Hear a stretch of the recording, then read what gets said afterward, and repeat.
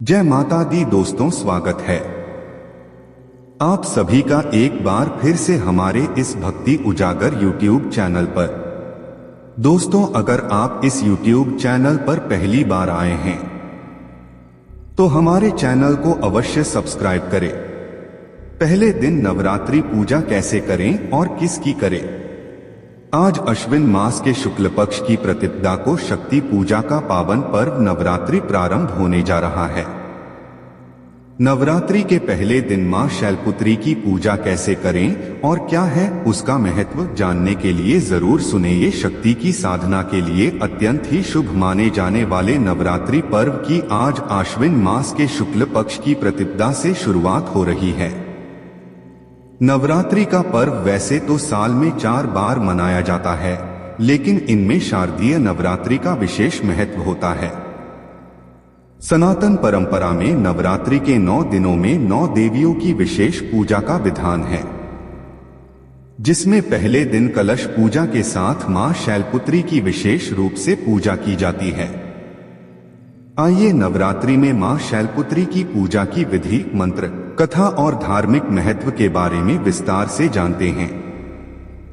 मां शैलपुत्री की कथा। नवरात्रि के पहले दिन पूजी जाने वाली मां शैलपुत्री को हिमालय की पुत्री माना जाता है।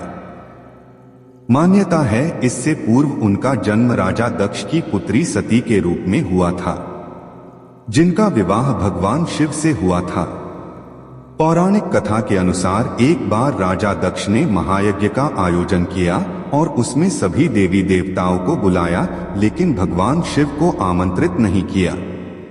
जब देवी सती को इसके बारे में पता चला तो वो वहां पर बगैर निमंत्रण के ही पहुंच गई। जहां पर महादेव के प्रति अपमान महसूस होने पर उन्होंने स्वयं को महायज्ञ में जलाकर भस्म कर लिया। जब यह बात भगवान शिव को पता चली तो उन्होंने यज्ञ को ध्वंस करके सती को कंधे पर लेकर तीनों में विचरण करने लगे। इसके बाद भगवान विष्णु ने भगवान शिव के मोह को दूर करने के लिए सती के शरीर को चक्र से काटकर 51 भागों में विभक्त कर दिया। मान्यता है कि माता सती के टुकड़े जहां जहां पर गिरे वे सभी शक्तिपीठ कहलाए। इसके बाद देवी सती ने शैलराज हिमालय के यहाँ पुत्री के रूप में दोबारा जन्म लिया, जिन्हें माता शैलपुत्री के नाम से जाना जाता है। मां शैलपुत्री की पूजा विधि। नवरात्रि के पहले दिन स्नान ध्यान करने के बाद एक चौकी पर लाल रंग के वस्त्र को बिछाकर मां शैलपुत्री का चित्र रखें और उसके बाद गंगा जल से पवित्र करें। इसके बाद मां शैलपुत्री की पूजा लाल फल, लाल फूल, लाल वस्त्र, लाल चंदन आदि अर्पित करके करें। मां शैलपुत्री की पूजा में गाय का घी और उससे बना भोग विशेष रूप से लगाएं। मां शैलपुत्री की पूजा का धार्मिक उपाय। नवरात्रि के पहले दिन मां शैलपुत्री का आशीर्वाद पाने के लिए उनकी पूजा में लाल रंग के पुष्प, लाल रंग के फल, लाल वस्त्र, लाल चंदन और तांबे का सिक्का अर्पित करना चाहिए। मान्यता है कि माता शैलपुत्री की पूजा में इन चीजों का प्रयोग करने पर देवी शीघ्र ही प्रसन्न होती हैं और मूलाधार चक्र से जुड़ी समस्याओं को दूर करती हैं। इस तरह मां शैलपुत्री की पूजा से साधक को सुख, संपत्ति, सौभाग्य के साथ आरोग्य की प्राप्ति होती है। सफेद मिठाई का भोग है प्रिय। मां शैलपुत्री को सफेद वस्तु अति प्रिय हैं, इसलिए नवरात्रि के पहले दिन मां को सफेद वस्त्र और सफेद फूल चढ़ाएं और सफेद रंग की मिठाई का भोग लगाएं। मां शैलपुत्री की आराधना से मनोवांछित फल और कन्याओं को उत्तम वर की प्राप्ति होती है। मां के इस पहले स्वरूप को जीवन में स्थिरता और दृढ़ता का प्रतीक माना जाता है।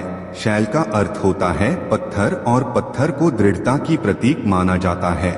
महिलाओं को इनकी पूजा से विशेष फल की प्राप्ति होती है। कुंवारी पूजा।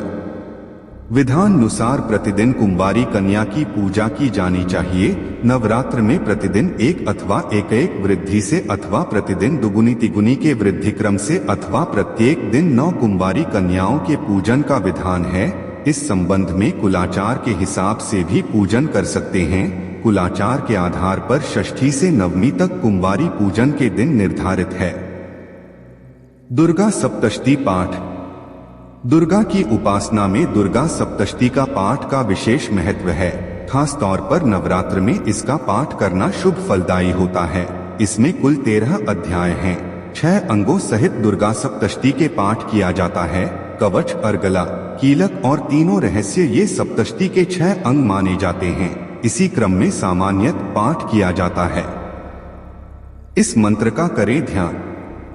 बालाकार युक्तेजसा त्रिनयना रक्तांबरोल्यासिनी नानालड़कृति राजमान वपुषा बालोडुराट शेखराम हस्तैरिक्षुधनु श्रेणी सुमशंद्र पाशम मुदा विभृति श्री चक्रस्थित सुंदरी त्रिजगतामाधार भूता स्मरे। नवाहन पारायण के अंतर्गत प्रथम दिन प्रारंभ से तृतीय स्कंध के तृतीय अध्याय तक पाठ करना चाहिए है। आखिरी में श्रीमद् देवी भागवत के साथ मां शैलपुत्री की आरती करनी चाहिए। नवरात्र का शुभ पर्व प्रारंभ हो गया। नवरात्र पर अम्बे मां की आराधना के साथ ही उपवास और पूजन का विशेष महत्व है। जैसे नवरात्र के हर दिन मां के अलग अलग 9 स्वरूपों की आराधना करते हैं, वैसे ही देवी को 9 अलग अलग तरह के भोग लगाकर उनका आशीर्वाद प्राप्त किया जाता है। धार्मिक मान्यतानुसार इन 9 दिनों में मां को प्रत्येक दिन के अनुसार भोग या प्रसाद को भोग लगाने से देवी मां सभी प्रकार की समस्याओं का नाश करती हैं, रोगों से मिलती है मुक्ति। नवरात्रि का प्रथम दिन मां शैलपुत्री को समर्पित होता है। धार्मिक मान्यता के अनुसार इस दिन देवी मां को गाय का शुद्ध घी अर्पित करने से आरोग्यता का आशीर्वाद मिलता है, अर्थात सभी तरह के रोगों से मुक्ति मिलती है। मां को घी का भोग अत्यंत प्रिय होता है। इसको चढ़ाने से सभी परेशानियां दूर होकर शरीर निरोगी रहता है। आयु में होगी वृद्धि। नवरात्रि का दूसरा दिन मां ब्रह्मचारिणी का है। दूसरे दिन देवी ब्रह्मचारिणी को शक्कर का भोग लगाने से मां अत्यंत प्रसन्न होती हैं। इस भोग को देवी को अर्पित करने पर घर के लोगों की उम्र बढ़ती है।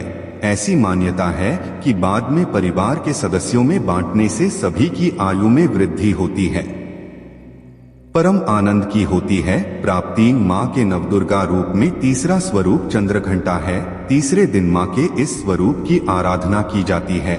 मान्यतानुसार इस दिन मां को दूध या दूध से बनी मिठाई खीर का भोग लगाकर ब्राह्मणों को दान करना शुभ फलदायी होता है। मां को दूध से बनी मिठाई का भोग लगाने से दुखों से मुक्ति मिलने के साथ परम आनंद की प्राप्ति होती है। बुद्धि का होता है विकास।